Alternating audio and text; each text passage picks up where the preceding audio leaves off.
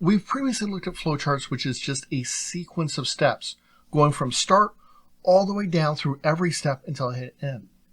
But what happens if we need to make a decision where we're going to do something if this condition is met, or we're going to do something else if it's not?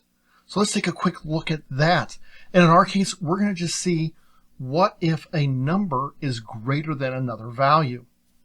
So over here, I'm going to start my flowchart like I always do with a start terminator. Then I'm going to put in a default value that I'm going to look for. I'm simply going to say x equals 5. Start is going to connect to that process.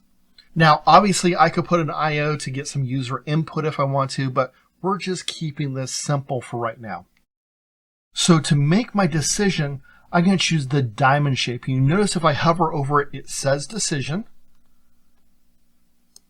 And I can connect my x equals 5 process to my decision. And what is my decision going to be?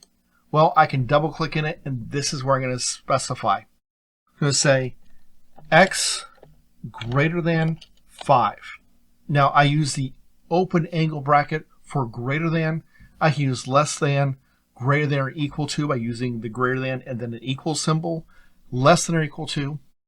Equality, which is often used as either 1 or 2 equal signs. It depends upon the language you're using, and that usually depends upon how you define it inside your flowchart. And not equal to. Now, not equal to is a little bit different. There's a couple different ways that we can showcase it. You can either do a less than and a greater than symbol. That's one way of showing not equal. Or you can show the exclamation point and then an equal sign like you see here. So there's 2 different ways of showing not equals. Both of them are considered correct. It's a matter of what's the standard that either your teacher or your workplace has defined. But like I said, we're just going to go and show x greater than 5. Decisions only give you 2 options, okay? Either yes, this condition is true, or no, it's not. So I'm going to come over here. This is my data IO symbol, if you remember correctly. I'm going to click in here, print. Then what am I going to print? X is a large number. This obviously is going to create a line that's going to go from my decision shape to my out shape. And you notice that right there, it puts the yes. Yes is typically going off to the right-hand side. Then I'm going to have a terminator for my end. And I'm going to type in end. I'm going to take my symbol and go from my decision straight to my end terminator.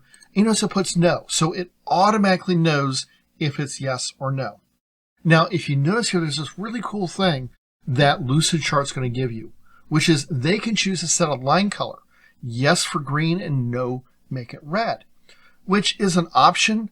It is not always done. When I grew up, we had to use it all on paper, so we didn't have different colored pencils and pens, so we always just did black and white. You can choose based upon what you want.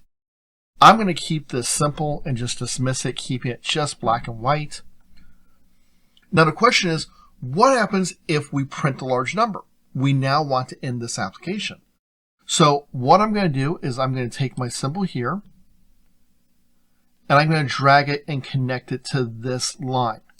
This is going to reconnect our lines, so it's going to go from here, come down here, and then go to my terminator. Now sometimes some people will use a connector shape to allow that connection. You can see that. It's just a simple circle. We're not going to do that. We're just going to draw and connect the lines. The flow arrows point to where we want to go. We're flowing into a line. It's going to allow us to continue on. Notice I did make sure my line went below the no, so it's not part of the no. Okay, that's an important thing to notice, but it allows us to work with it. Now, almost every shape only allows one input and one output. The exceptions, of course, being terminators, which your start terminator doesn't have an input line, and your end terminator, which doesn't have an output line. other exception, your third exception to that rule is, as you can see, your decision, which allows one line for yes and one line for no. It's completely unique in that. And so that's something that we want to keep in mind. If you see more than one line coming off of something else, like an IO box, or you see two lines coming out of a process box, you know something's wrong. So this is a quick and easy way to see if your flowchart's correct. You should only have one input and one output with those three exceptions. So just keep that in mind. Hopefully you found this helpful. If so, please give it a like and check out our next video, which is going to be on how we're going to do more complicated decisions.